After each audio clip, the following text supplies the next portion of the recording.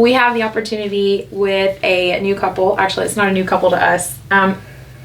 Thad has been part of our life for the past 15 years. And we actually celebrated his birthday on our wedding date. Yep. So, Thad, would you please introduce your wife? This is Diane. And we met about 5 years ago. We got married 2 years ago, so there was a little bit of a period of time where we got to know each other. I was struggling a little bit with the aspect of trusting that God would put somebody in my life that is for me, because I had bad relationships before that. And I've kind of gave up on relationships in general, and just wanted to just take care of my family, take care of my family friends around me, and not really focus on relationships at that time. I just kind of gave up on it, but told God, if He put somebody in my life that can actually show me that love still existed, then I would be willing to trust Him again with relationships and not everyday life. So, and if you don't, sorry, I don't mean to cut you off. If you don't know Thad, Thad actually was raised with his family owning a business on a farm, and his mom makes natural products through goat's milk. And so whenever I first met Thad, Michael told me that we were going to drive out in the country. Yep. Now I'm from Brazoria County, so I've seen rural roads. When we came to Thad's farm, I was under new realization of country. So when Thad brings up that his family dynamic was very much taking care of his family, that's a very, and it's still, I still see that in the way that him and Diane function in their dynamic, and it's very heavy on Thad's responsibility to help take care of that farm. It's not a burden, it's a blessing. But I know that whenever he was going through that time, it could seem daunting to try to date someone that may or may not understand that dynamic, taking care of family and taking care of the farm, because it's a lot of work, and it's 24/7. It's 24/7. 365. Yep. There's no days off. And then Diane, so your perspective, how you and Thad met and how you knew that he was the one. Okay, so Thad and I, we met 7 years ago. We just celebrated yesterday, the 15th, and so we were talking about it, but it's okay. Yay! But we actually met online. I had given it a go and thought, let me see how this goes. At the time, I was working trauma center, and so just busy hours. Didn't really feel like I could socialize outside of that. And even in that, God's faithfulness was in that, because you were both in a place of like, man, this is lonely. I don't know if I'm going to find somebody that's going to understand where I'm at and the place that I'm at. That's beautiful. I love that already. Yeah. And, being kept up with work, with the schedule, with being a little older, I started becoming a little more picky, and met my fair share of people and decided that wasn't it. And so I actually was about to give up on dating altogether, and I was praying about it. I'm like, hey Lord, do I stay? Do I go? Do I delete the apps? And I felt Him strongly say, just one more time. And so within a few hours, that actually ended up reaching out to me, and the rest is history. Wow. And something, I do want to bring this up, because something that is really beautiful about Diane's heart is that she truly does wait on the Lord, and she truly trusts in the Lord. Something that she's taught me is that if it's not here in front of you right now, just trust in the Lord and wait on God. And not only will He provide, but He provides in the right time. So that's something, even with our friendship, as it continues to grow, that's really something that I appreciate in you, because it's genuine. I'm very impatient, and if I don't see something the way that I think it needs to happen, I like to manipulate and move things in the way that I want it to go, and that's not godly. So I really appreciate that in you, because it's been consistent the last 7 years now that we've known each other. Fact check. Yeah, it's been consistent throughout all of the aspects that we've grown together. So I appreciate that in you, and that is true about how you wait on the Lord and you trust in God. So I was dating when you all were both working, because that's something we never experienced, because we started dating online in high Bless school and then Lord. But how was it dating working and having careers and families, right? And how did that dynamic work out? For my aspect of it, it was a change because Diane was about an hour and 40 minutes away. So to have that relationship, I would have to sacrifice the prior things I already had set up, and I already kind of had a routine. And once that routine, I wanted to sacrifice the routine I already had so I could spend more time with Diane. So that dynamic definitely changed because it would take away, like you mentioned, family farm, running a business, trying to help people when they're in need, because I like to help and that sort of stuff, but also realizing that God doesn't have you fix everything. He has goals in your life that you need to pursue and not just what you think should do happen for everyone else. So that's something that really needed to work on and do, and that's something I needed to do. And then Diane, you have a totally different thing because I only have one brother. She had 5 brothers, and I met them within the first month, and that was an interesting experience because they were all tall, because I'm tall too, and that was a nice thing to have. Yeah. Because tall. Yeah. That's an understatement. Tall. How tall are you? 6'6". Yeah. So. And just to highlight Sasquatch something. level. Stop. To highlight something that Thad said, when Thad talks about wanting to help people. Perfect example this morning. Diane woke up to the sound of the air filter struggling to breathe. And so Thad woke up this morning, and we have all new air filters in our house. Last night, the twins were wanting to put their shoes in the garage, and we turned the lights on. There's no light in the garage. Thad, when they got up this morning, he went to the store, and we have new bulbs in our garage. So when Thad says wanting to help people, it's truly a gift. It's truly a gift that the Lord's entrusted to you, because I feel like you really do go above and beyond to do that for people. And I don't want that to go underestimated. But I love that you said, even though it's an innate desire and that's a gifting that the Lord placed in me, and that's something I feel like I need to do and I want to do, I do have to submit it to Him at the right time and when to use it. And so I just wanted to point that out, because when he says he likes to help people, like, I love when Uncle Thad comes, because the little, not a knock on you, darling, but there's little things that need to get done, and when Thad's here, we just, not that we expect it, but he just does that as part of something that he wants to do. So Megan and Thad are the same personality. 100%. Like, they don't walk past something without fixing it, or messing with it. I'm fine with walking past it, not messing with it, because it's on the list of 500 things. And I will get to them eventually, because I have a different prioritization list. But Thad and I are hyper, but I appreciate that in you. And then, okay, so we're talking about family, how you guys were dating. So how'd that come about? We really had to learn difference in scheduling. Thad mentioned the distance. That was big for us. Within the first 2 weeks, though, I happened to find myself down in Austin. And so I just texted him. I'm like, hey, would you like to meet? And so it wasn't until that first date, I guess you can say, we went out to the park. We met at the park. And I literally, from the moment I saw him, just this overwhelming sense of peace. And I was like, this is the man I'm going to marry. And then it was kind of cool. That was cool. He decided he wanted to fix my license plate and my windshield wiper, and like immediately, like right there. Yeah, this man, he was like, your license plate is dangling, and I had went through the car wash earlier.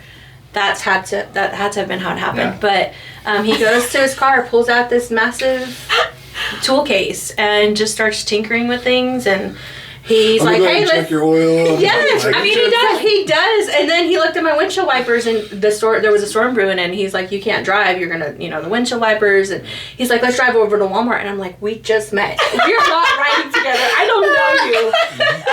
But I was like, because I had the piece, I was like, okay, we'll go. Yep. And so, but timing wise, it was really just figuring out, okay, if we're gonna make this work. I knew that it took him a little while to really find out that he wanted to spend forever with me. But just figuring out with my family. I come from a large family. What nationality? First generation Romanian. Woohoo! And so her and I bonded on that. Not that I'm Romanian at all, but both languages are Latin in origin. And so whenever Diane and I met, I asked her, I was like, so Romanian, and of course I ate all of that up, and I started speaking Spanish, and she picked up several of the phrases, her better than me, because whenever she started speaking Romanian, I could maybe pick up like 5 words out of a sentence of 30. But it's enough to get the gist of what the conversation was. Yeah, and so her and I got along really well with that, and I was like, oh man, she's gonna be a good one. I hope he sticks with this one. Yeah. I say with this one, there was probably 2 others before that, but they didn't make the cut. They didn't make the cut. So I'm really, really, really thankful for Aunt Diane. They wouldn't let him fix windshield wipers. Yeah, no. Okay, so know how you guys met, understand your dating dynamic. Fast forward to whenever we decided, this was it. How did you know? Before we get to that point, schedules. Because y'all had very different schedules, and that's what you're starting. Oh, that's right. How did y'all balance the schedules? You were at night, and you were all day. Mm-hmm. So he worked during the day. I worked night shifts. I did a lot of home health shortly after that when I transitioned to different work environment. It was literally just a matter of like, okay, what days can we make it? Is there maybe a time I can drive up or he can drive to see me? Weekends we would kind of pick a Saturday or Sunday when he wasn't working, and we'd say, hey, let's try to meet either halfway or he'd come to Waco. And so for a while there, we would, maybe every 2 weeks try to make plans, every 3 weeks. Something like that.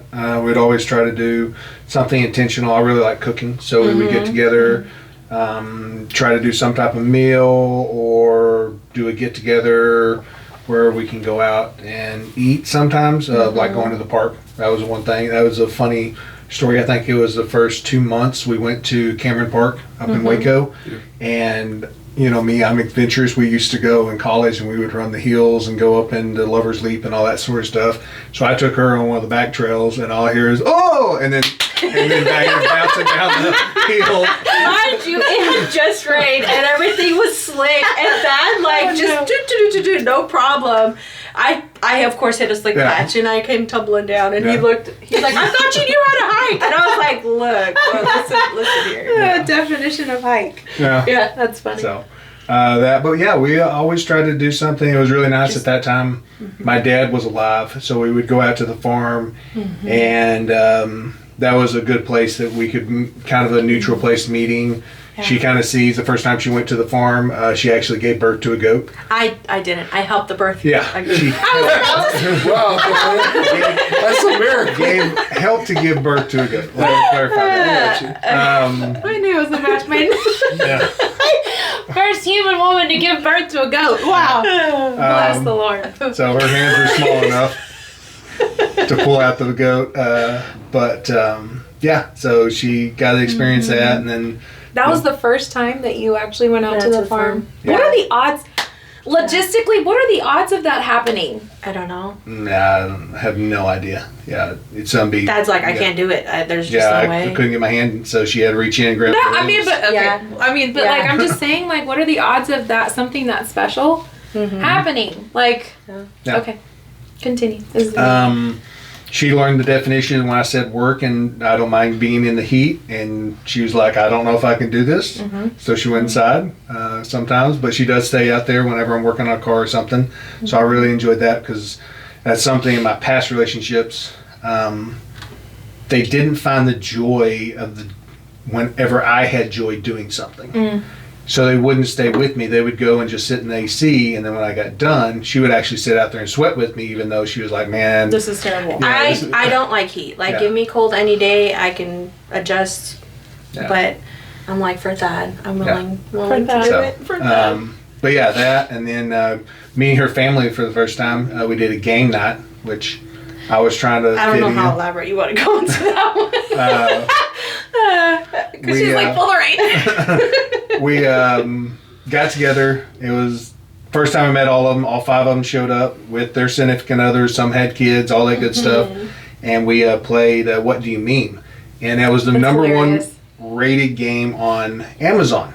for everybody that doesn't know, there is some adult content in that whenever you get it, and I didn't know it, so I just passed it out. Her mom is the first. And my mom, of all people, had an adult content one, and she said, "What is this?" And all the children are looking at it. We're like, "What do we say?" It was a definition just of something, and we were all like, "It's the Joker. It's the wild." So we were like, "Oh, that's So just go with it." Then we pulled it all out, and then I noticed all the brothers kind of looking at me like, "Yeah, that really?" was a hard judgment kind of moment." Yeah, but you passed. Yeah, it's passed. It's good. This is the bilingual Spanish version. It's Spanish, Mom. Let's hide it at the bottom. But then we just went from there, and then I still struggled with just accepting that someone would love me and not have requirements from me. And God sent someone that was going to be there for me instead of needing something. Because I was always, like you mentioned, willing to help, but no one ever wanted love from my past relationships. At least that's what I felt like. It was never reciprocated. Right. Yep. And it wasn't a genuine, hey, if things screwed up, I'm still going to love you. Unconditional love. Yeah. And that's something that I really struggle with. And there was a little hiccups at the beginning of it that we had to work through. And then my dad passed right before I was going to propose for her. Mm-hmm. We were actually planning on coming down to you guys for New Year's. And I had to give you the call and say, hey, we're driving to the hospital. Dad's on the table. Mm-hmm. So that really changed a little bit of the dynamic because he was really at the farm. Yeah. He was the one that always made everyone laugh. Mm-hmm. And he was that kind of soft cushion for everyone to be able to be in the same room, have that conversation. Yeah, there was tension and that sort of stuff. Him and my mom had an age difference, and there was stuff that was there that they were dealing with. Every couple was. And so it was always just a nice thing. And then after he passed, it was just really hard for a while to have that. And it's still... It's a big transition. Yeah. No, it's still hard. Yeah. And then Diane absolutely out there spending time with Dad, stories, and she would get to hear about my growing up doing my crazy All things. kinds of things. Yeah. And then things that he would do with me. And me and my dad were very peds in a pod doing stuff. Did you learn a lot of your abilities? Like, I mean, when I say tinker, it's not really tinkering. He'll come up with things that are like, well, we can use this to fix that, or we can just go to the store and get that. Is that something that he taught you? It was, he taught me that it was okay to fail and to keep going, and I'll always be here to give you something else if it breaks. Mm-hmm. He gave me that ability to look at it that way. I always had the ability of looking stuff. When they were working on a project one time, there was 10 guys in a room trying to figure out how to get this machine into a room. And I was, I think, 6 years old. I walked out and I was just like, well, just knock out the floor, do an angle and push it in. You don't have to cut the roof off. And they all looked at each other and said, well, that's $10 worth of concrete. Why didn't we think of that? Mm-hmm. Or I took a motor apart when I was 8 years old in a car and put it back together because I didn't like reading the manual, but I could remember where everything went when I took it apart. Yeah, so cool. My brain just works that way. Like on the cruise, I was with Judah and we went duck hunting on the cruise. Mm-hmm. If you guys ever done that, we started that, and their son Judah was with me, and somebody hid a duck where no one could reach it.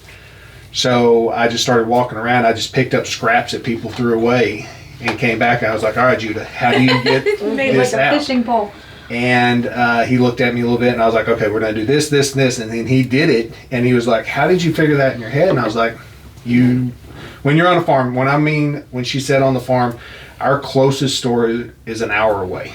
So if we don't have it there and we aren't prepared, we have to figure out how to fix it if the water busts, electric busts, whatever. There's I'm no just help always coming. It's you. So I always just had that. Was it necessity drives creativity? Yeah. Necessity drives innovation. Yeah, innovation. Yeah. So that's how my mind just works. And I absolutely love that feature. I love helping people see their abilities, just like you two. Like, you guys have your abilities that are just so gifted, and Diane does too. And I try to see how to benefit and multiply your benefits. Facilitate it. Because we can all work together. Because me trying to do it all myself at this age, I'm just like, man. At this age? He's a spring chicken. Like, what are you? Just barely 41? 40. Oh, 40. He's like, don't put that on me. Don't put that on me. We did lower numbers, 5 years, not 7. But awesome. Round down. Yeah, round down. We always round down. But what about you, babe? Her ability, like your giftings and your abilities. Yeah, because I know that you love unconditionally. Whenever you are with someone, it is one-on-one. Like, you have an ability to actually sit there, phone goes off, whatever, you just block out everything. And you want that person to feel like 100%. They're the most important person. Correct. Everything else can wait. For me growing up, so first generation Romanian, I also grew up in a single parent household. 5 brothers, I'm the only girl. And so we were taught women are in the kitchen, cooking, cleaning, don't really have time for friends. But as I've gotten older, I've realized how core of a value that was for me, in facilitating those friendships and just really being intentional. And so once I actually made the decision, I was old enough to make a decision to be intentional. That's kind of just been who I am. And whether we sit and a cup of coffee gets cold and you learn to invest in what's in front of you and not so much what's going on. The phone can wait. The other hustle bustle around you can wait. Life is short, and I've kind of learned what's important, what's here right now. Now more than ever, just being an ear for people. That's been really sweet in our relationship too. So whenever Diane comes down, and this happened, I think it was maybe 2 years ago, where after they left, I told Michael, I was like, I feel frustrated. I feel frustrated because I want Diane and my relationship to continue to grow, because they're always going to be part of our life. And I really felt like, Michael actually pointed out, he was like, you never sit down when she's here. You don't ever stop to just take in the moment, because you're on your phone, you're, wrangling the kids, you're working on chores, you just don't ever sit down. And so, it's still really hard for me. That's because that's not who I am. But learning to facilitate that and make you feel loved, wanted, appreciated here, that's something that I really had to adopt and, learn how to do. And it wasn't me that found out. It wasn't me that saw it. It was someone from the outside. And he did it in a loving way. And he said, babe, whenever and Diane's personality is, she takes in every moment and she's genuine about it, and she really wants to invest that time in you. And he was like, I'm not saying that you're not genuine, which honestly, like, taking that really hurt, because that's one of the things that people say. They're, you're always so bubbly, people enjoy being around you, but you're not. In a way, it really hurt. But I had to take it as, learn from Diane's strength and learn that when you're with that person in that moment, it's important to make them feel just as important as she makes you feel.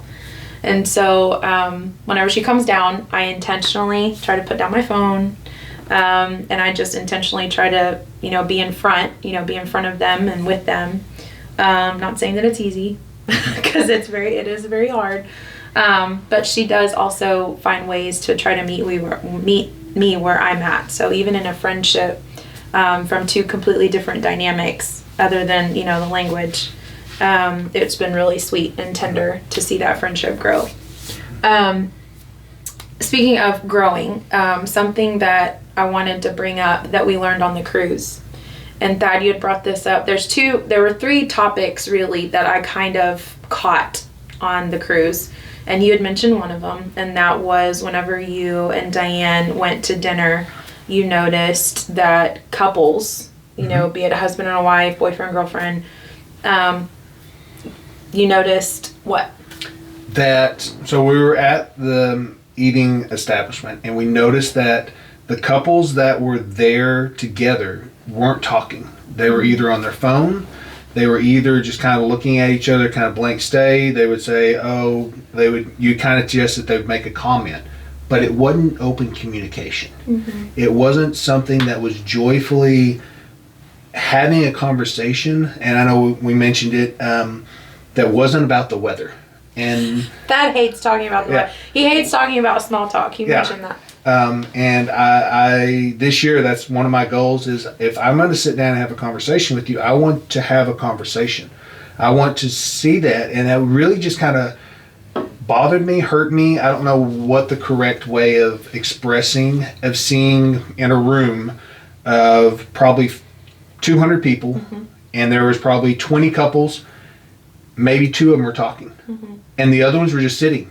Now you had couples or groups of tables that were all like a girls trip or a guys trip, non-stop talking. They were just like joyfully laughing, pointing, talking about whatever. And then you had the couples that were sitting there, and it was like almost statues, just eating, doing a routine, but not having that connection. And that was something that I brought up to you guys, like, how does, I know sometimes me and Diane are just sitting there and we do that also because there's just so much in life, and you don't want to bring up something, you just kind of want quiet and you don't want to talk about it. But you're on a joyful cruise, you're relaxing, you have all this stuff, and there's nothing that you have to talk about, and you're just sitting there. That's just like, well, in your experience, because you guys have been married for 15 years, what is a great way to always, or not always, but just have that open communication where it's just not sitting there and you're just like blank. You actually have the joy of still there after 15 years of, because you guys always have a conversation. Good, bad, any different. You're always trying to make each other better in that, or joyfully remembering something. She doesn't always like my conversations. I mean, but that's why I was talking about with Diane and I. So for me, I intentionally have to seek out what is it that I want to learn about Diane, and it goes against like my current, I guess you would say, because it's continuous learning. It's continually learning, and it's continually wanting to learn. So when you talk about so that's friends, friendship. And for us, for Michael and I've said this before, I feel like Michael is, the difference between him and I is, I feel like he is the encyclopedia of all encyclopedias. Whatever the topic, Michael will go above and beyond. He's ChatGPT, Google, Britannica, all the things wrapped up in one with a beard. And a lot of times, I've said this to him before, I feel intimidated by some of the conversations that we have. And so I'll either, whenever he gets kind of deep into a conversation, for example, my goal, or the goal that we have this year for my business is to learn a software. 2 things. Learn software. Those are 2 words for me that are, if it's not something that I'm already used to, if it's not something that I understand, then I kind of shut down. So with Michael, he's learned in the time that we've been married, he's learned my learning style. So in a marriage, I think it's really important to understand your spouse's learning style. If your spouse is a, rapid fire to-do list, I think it's important to understand that dynamic whenever you're wanting to talk about a deeper subject, maybe, topical. If your spouse is a, deeper, more and I'm not saying that all married conversations need to be intentional. But when I'm with Michael, I immediately feel like, okay, it's quiet time with the Lord because he's deep. He's a deep thinker, and I'm not. I'm more of a rapid fire to-do list. But it's also taking growth and maturity in me to understand his communication style. What would you add to that? Well, it's learning how the other person learns and talks and processes. And so in me learning how you process, I learned to, and this is not derogatory and this is not anyway demeaning, but I learned to distill topics to 2 to 3 points, because if I do more than that, you're not going to hear them. Yeah, I actually got off topic. So with marketing, so I can finish. Okay. So she's not going to hear them, and if she's not going to hear them, I'm going to get frustrated because I keep communicating, and I get frustrated if I have to re-communicate the same point multiple times over, because I feel like, well, you didn't care enough to listen to me. You cared about doing everything else rather than listening. And so what I learned, I know my wife well enough to know that my wife doesn't hate me. And so I don't intentionally wake up in the morning, I'm like, what can I do to make his life miserable? But I also know that she has, as much as I can, we joked earlier, walk past 200 things that need to be done to take care of one that's the highest priority. She can't. And so if I know that... I can, I choose not to. I can, I choose not to. So if I know that, I have to clear out the other 199 things to get to the one that I actually need to deal with. So one of the things one of my mentors taught me is you can't drive a tank across the toothpick bridge. So if I got to deliver a heavy truth, I got to clear and build the strength up, or clear the path where I can actually deal with the topic that I need to deal with, and or timing. It's not always just the Sounds topic. a lot like sex, like you're prepping for sex. I mean, honestly though, in a woman's mind, much the same. It really is. I mean, it's intimacy. It's intimacy, right? And so a woman's... It's intellectual and emotional intimacy, but sometimes can lead to physical intimacy. Right. And also, something that I've learned with Michael is it's what you were talking about. How do you move into that in conversation? Mm-hmm. I need to be listening for things that are important to his heart. So, growing a business. Listening for understanding, not listening for understanding. Exactly. And I'm struggling with it right now. But number one on his priority right now is growing a business, and not because obviously it's not the financial gain. It's because he truly feels like that's something that the Lord has entrusted to him with his giftings and abilities that he has, and he wants to use that to serve the Lord. And so I am not, and I keep saying this, I'm not a business intellectual, but because the Lord given me, right, and I won't be, but because the Lord gave me the husband that he gave me, and I'm seeing that as a fruit, and I'm seeing that as a gift, I need to learn to facilitate that. As hard as it is and as difficult as it is, I need to be the one that tries to probe and ask those questions about business structure, financial accuracy, or like understanding how to do those things, as much as I don't want to. But it's important because it's important to him, and we're one. Well, and to go back to Thad's question too, though, first thing is knowing your spouse and being able to read them, right? Now, there's times and there's mornings where we will sit across the table from each other and have a full conversation with our eyes, because, we got 4 kids, y'all know this. And it can be complete chaos, and it literally was the luck of, or the grace of God that we made it to the table that morning. Because everything, we've already gone through 4 outfits per kid because they spilled stuff. So, how many times did they spill something on the wall while we were on the trip, right? And it's like, and that's where the internal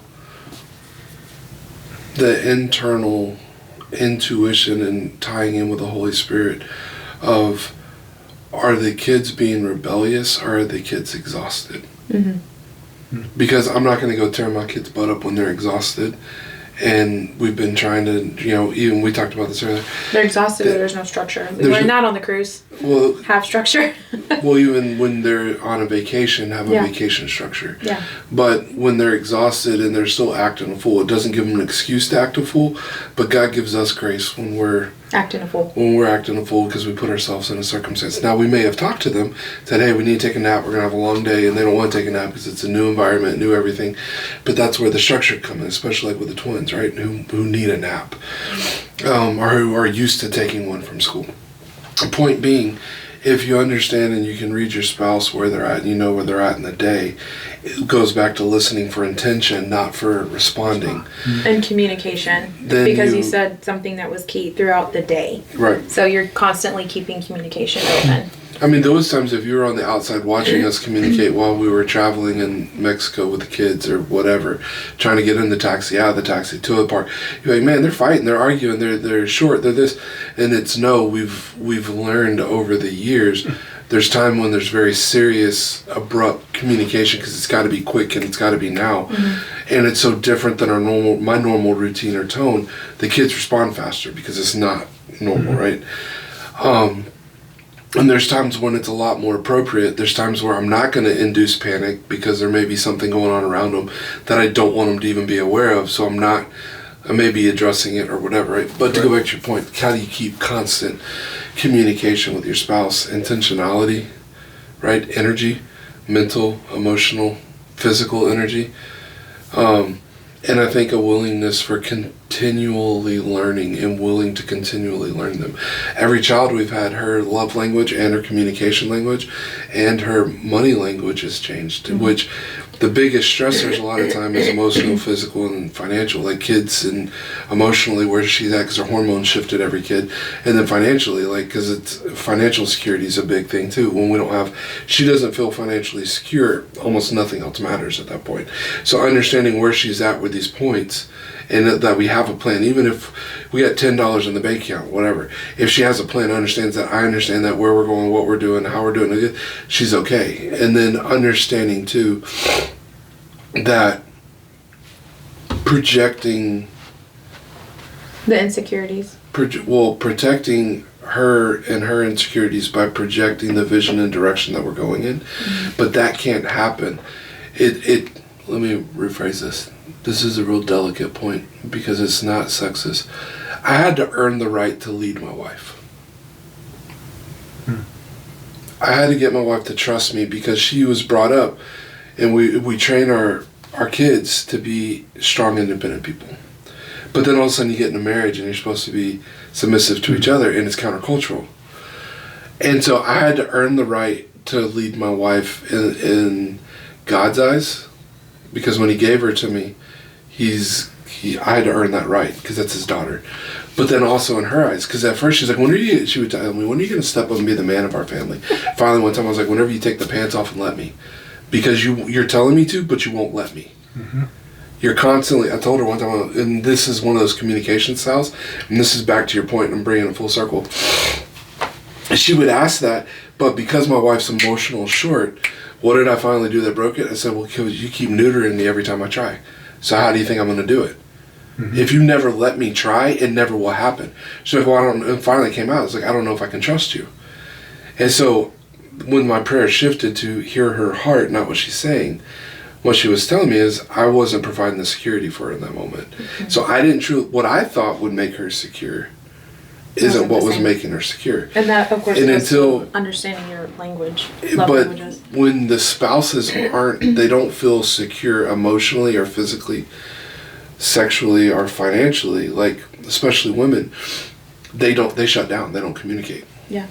And they're more comfortable with their friends because they don't have any tie over them. Or they can have a superficial conversation, or they don't affect them emotionally, sexually, financially, any of these other ways. Or they may hit one of the areas, but not the other ones, right? Yeah. And so it's easier to have conversations with people that don't know all your junk than it is with someone that knows all your junk, right? That knows that I look like this when I wake up in the morning and I have drool all over my face, but they still love me. Yeah. Like, I tell my wife when she's not wearing makeup, I think she looks more beautiful, and she'll roll her eyes at me. I'm like, why can't you just accept how I feel? She's like, well, I feel like I don't. I was like, I told her finally, I'm like, frankly, it doesn't matter what you think. Yeah. Because I'm the one that gets to see you. And she was like, well, touche. Conversation on the ship. Conversation is driven by security. Yes. For females. Yeah. For men, it's feeling pursued. If you don't feel pursued and cherished, a guy that feels pursued and cherished will run through walls. And they don't care. They'll literally work their fingers to the nubs every day. If they feel cherished, they feel loved, they feel pursued. It could be the smallest thing. You walk through the door. I remember telling her one time after like 9 years of marriage. Just ask me how my day went. This is not a knock on my wife. We've been married like 9 years. I was like, you realize you've asked me one time in 9 years how my day went. To her, it never registered. She never even thought about it. But I was like, I come home every day and I try to figure out how your day went, trying to figure out what wife I'm going to walk into. And I'm not saying it's derogatory. It was a legitimate conversation. I was like, I put the energy and the time and effort in to try to meet you where you're at, but it feels like I don't even get an acknowledgement. And I wasn't. Honestly, I wasn't, day. because I was so focused on, how my needs were going to get met. But okay, so now I want to bring up the second part of that, the things that we learned. So one of the waiters that was on the cruise, I mentioned. Why? Put a bow on it first. Oh, sorry. The point of it is.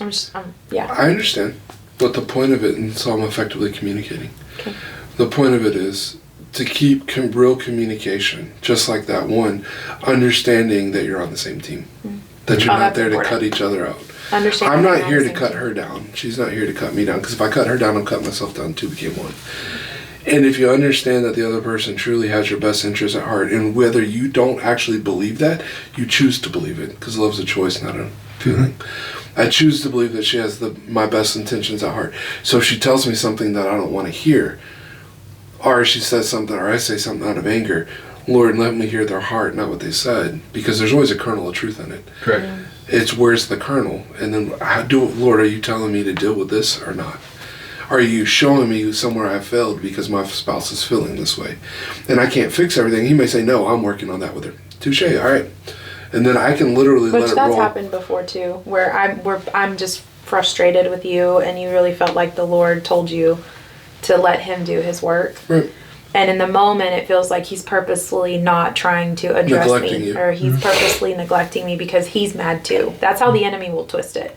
But it was in those moments where I felt the closeness of the Lord that I needed. That Michael, as much as Michael fulfills me, he could not fulfill that moment. And it's hard to trust that because he's my everything. You know, I trust him with everything, and I love him, and I want, so much of him. But there's parts that only my Heavenly Father can fulfill. And there's yearnings and drawings and, wantings that only the Lord can fulfill. And in those moments, the Lord, and you have to be okay as a spouse letting a friend or someone else speak into their life and it not be you. Because that was one of the other things that I really struggled with is, I was like, for 8 years I've been trying to talk to you about this, and you went and some lady said 2 words and you had this huge revelation, and I've been talking to you about, Michael, did you know that I blah blah blah? I'm like, yes I do. But honestly, in those moments it comes from a place of desperation. Right. Because it's like, I can't find it in food, I can't find it in coffee, I can't find it in shopping, I can't find it in my husband. What else am I gonna find it in? And it's like, it's only in that moment of desperation, and only you know that with your relationship with the Lord, that where that yearning and that groaning is coming from. And it's in those places of where he truly, because he knows us so well, where he can fulfill that.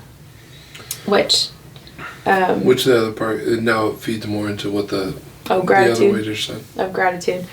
So we were at a restaurant, and actually no, it was in the Windjammer, and we were getting ready to drop the kids off because we were going to a special dinner with Thad and Diane, and I made the comment, and our particular waiter, what was his name? You remember his name? The Windjammer with the family? Yes. One strap. Anil. The day the only reason why I know it was because I saw that they were doing chocolate fondue, and I wanted a chocolate covered banana, and I was so frustrated because Sophie had it all. I mean, it looked like she had painted herself with chocolate. So the conversation went right into just being grateful. But I asked him the question. I said, Anil, what are the different calibers and the different, not ratings, but stations of waiters? And are you guys all on the same playing field? And, you guys are from different countries and things like that. And I mentioned, I noticed that there's not a lot of Americans on the ships. There's not a lot of people from where it says USA or United States of America on their tag. On cruise ships, if you've never been, they have the person's name and they have where they serve and what country they're from. So he was actually from India, and he had 2 patches on his shirt that had a stripe on it, and it showed a level of expertise, leadership that he had served on the ship for an amount of time. But when I made the comment, he kind of took a step back and he said, and I'm not being derogatory, but he basically said, honestly, from countries that have hospitality, be it Philippines, India, Mexico, other countries outside of the U.S., didn't name the U.S., your country, your response to not understanding someone or not having your expectations met, you immediately go into defense mode. Mm-hmm. And I said, what do you mean? And he was like, okay, let's face it, let's be honest. For example, if I see someone in need, I'll immediately ask them, can I help you? Or if I didn't hear them correctly, I will say, I'm sorry, can you repeat that, please? If I were to say that to an American, and this is his words, if I were to say that to an American, if an American popped off on you because they're having a bad day. Right. they would say, "What did you say?" And he immediately actually did that with his body, and he went into defense. And of course, all of us had that same reaction. We started laughing because we were like, that's kind of off-putting, but there was so much truth in that. And I felt in that moment, because where I was frustrated. I wanted a date night with my husband. The kids were tired. Actually, Selah fell asleep in Diane's lap because she was tired. And Sophie had chocolate on her face. But in that moment, even the Lord used a tender spot on my heart because of my attitude of where I was. Felt like I was constantly in check. But it was just to have an attitude of gratefulness and it thankfulness. Wasn't just him. There was multiple.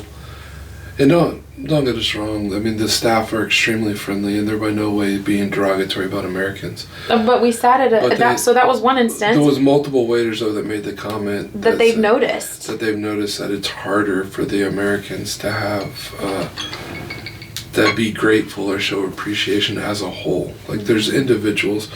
But they said, they have either an expectation coming in or they save for a year or two to go on this vacation and they had a certain expectation that it would be a certain way, and if it doesn't go that way, they tend to get very frustrated very quickly if their expectations aren't met. And there was that couple at Chops, or the family at Chops. So we had sat down right before, and our waiter was Mayor. I remember his name, but it was Mayur. And Mayor was also from India. Was it Tunisia? Tunisia, yeah. It was someplace. Anyway, he's from a different country. And he was just a beautiful, beautiful human being. Very, very well versed in his presentation. Very professional. The whole experience. And that's what you go for. You experience, fine dining. And just whenever he brought the food and how he carried it was just beautiful. And there was a family. He was a professional waiter. And he loved his job. He loved what he did, and he did it with passion and enthusiasm. And he smiled he smiled like 98% of the time whenever we were talking in conversation, and when he brought us the food and he was explaining. But my point is, there was a family that sat down next to us, and I could immediately tell that the mom had a rough day. It was a mom and 3 older kids. I say older. They're probably between the ages of the youngest being maybe 13, oldest being 18. And there were 3 of them, and then the husband. And they sat down, and just immediately she was shut down. I don't know what happened, but that's how they walked in.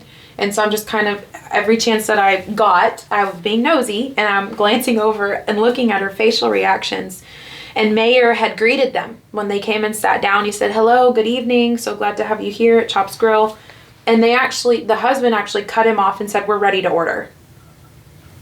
And I looked at Mayor's facial reactions, and he immediately just went into, just trying to He was professional. Put everybody at ease, and he de-escalated it, and he informed them of the protocol, and he did. He wasn't disrespectful. Not at all. And he approached, not at all. But the way the restaurant worked, they had to take orders in the time, in the order that people were seated. Mm-hmm. So there was 2 more tables, and he took the orders, but they weren't. The point of it was that they were not very happy, and they had a lot of expectations that weren't met, and they made sure to voice them throughout it. But and it's not hard to not hear what they're saying, because we're literally like 18 inches from you. Yeah, and you can hear, and you're trying not to, But they stayed Captain professional, Obvious, and he served them the whole time. Starting out what they're doing. And the staff was very friendly, and we talked to him. I made a joke about it afterwards, and I apologized to him for the American race and some of our challenges. But it changed, and that Chops was what, the 2nd or 3rd night? I don't remember. It was early on, but it made enough of an impact on me. It was the 3rd night. That anytime any of the workers, or any other human for that matter, whether you're from the USA or whether you were from somewhere else overseas, and I tried to teach that to my kids, because I caught myself having frustration at some points during the trip, and I was like, it took me back to that moment. And it's so easy to get caught up in when your expectations weren't met. Mm-hmm. Even in marriage, it gets so easy. It's so easy to get caught up in, they offended me, they upset me, they didn't do it the way that I wanted. And it's very, very easy. It's our natural bend to react to that in a way that we want them to feel what we felt.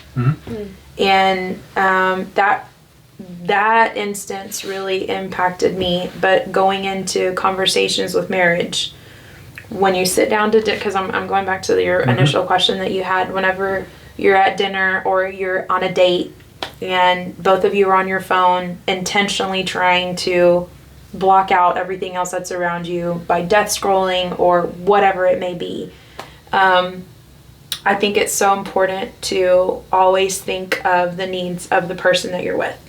And that was, I don't know, that was just something that I really felt impacted me so much while we were there on the trip. But just going back to your question, is just always, and that's really what marriage is about. It's always putting the needs of your spouse before your own. And that's so easy to say, and it's so cliche because you hear that everywhere. But it's truly an act of sacrifice, which is what Christ did for us.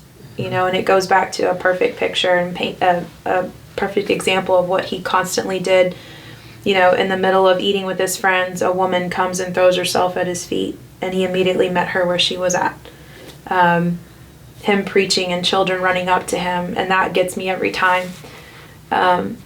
Because I get caught up in what I'm doing, and the kids run up to me, and, you know, they need something, and I get frustrated in the moment, and there's grace in that. But the point is meeting them where they are, always putting the needs of others before your own. We're being intentional with every interaction. Yeah. Which, I mean, it goes back full circle though, that with everything that you do, being intentional to understand what not only what does the person need, because I don't think it's just what do they need or want, what is the Holy Spirit asking me to do in this situation? Because the only person that actually knows what needs to happen in every situation is the Holy Spirit, right? And sometimes it may be letting somebody deal with the consequences of a poor decision, which is hard. That is hard, yeah. Right? And especially if you have the ability or the means or the time or the energy or the knowledge to fix it. Or to help them.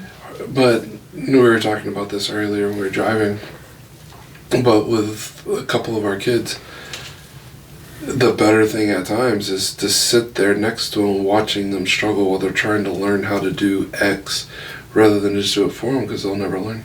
If you always do it for them, they'll never deal with it. Now there's a time and a place, right? And there's an age appropriateness. I'm not going to go ask a 5-year-old to go, you know, cook a meal or something, right? Like, and watch them struggle. But Grant had actually said that in a message, and I remember it quite often. But he was teaching Leo to clean his room. And he said this, you know, I'm saying this out loud because he said this from the pulpit, but it was an example that really stuck with me, and that was how the Lord trains us and teaches us. But he had asked Leo to clean up his room a certain way, and it was just not the expectation that Grant had at all. And he said that the Holy Spirit spoke to him in that moment and said, it's not about the quality, it's about the obedience. And that's what I want you to teach him. I want you to teach him the obedience to do what you've asked him to do. He's like, I've never rated you on your quality of your performance or your gifting. It's always just been submitting it in obedience. And that's something that's hard because I grew up, things had to be done, or the expectation had to be met, and if it wasn't, then you were less than. And I have to be very, very careful, especially with my girls, to teach them that. And I catch myself often being about the expectation and not about obedience, and that's not the Lord's heart. But as when you were talking about teaching our kids and having that and teaching them that quality of as a believer. So, but anyways, so I kind of covered all the kind of topics that we were talking about. So you want to cut it off there, and then we can kind of do another chapter 2 with the Boatners. Spears and the Boatners. Now can we like segue into what's upcoming with you guys? Sure. Yeah. 2 men in a boat. Yeah. Bros in a boat. Bros in a boat. Yeah. So be looking for that. Bros in a boat. Thad's gonna be sharing from Waco, and Mike will be sharing from here. But that will be an upcoming podcast episode that will be insights of knowledge and wisdom and practical everyday. I don't know if there's any knowledge or wisdom in there. Yeah, practical things about being a godly husband, a dad, and a good friend. A good friend, yeah. 20 years now? Is it 20? Lord, yes. Oh, wow. Okay. 20 years. All those years, yeah. 20 years of experiences, stories, saving each other's lives, doing fun, crazy things, but it'll be a joyful time, I think. Good. I think people will really, we hope you guys will really enjoy just us talking, and if you have anything you want to ask us, let us know. Yeah. No, that's awesome. Well, thank you guys. I'm excited. Thank you for having us. Yes. Thank you for sharing your story. And we will see you guys on the next episode of Chesed Marriage Podcast. We love you. Just keep showing up. Yep. Bye, guys.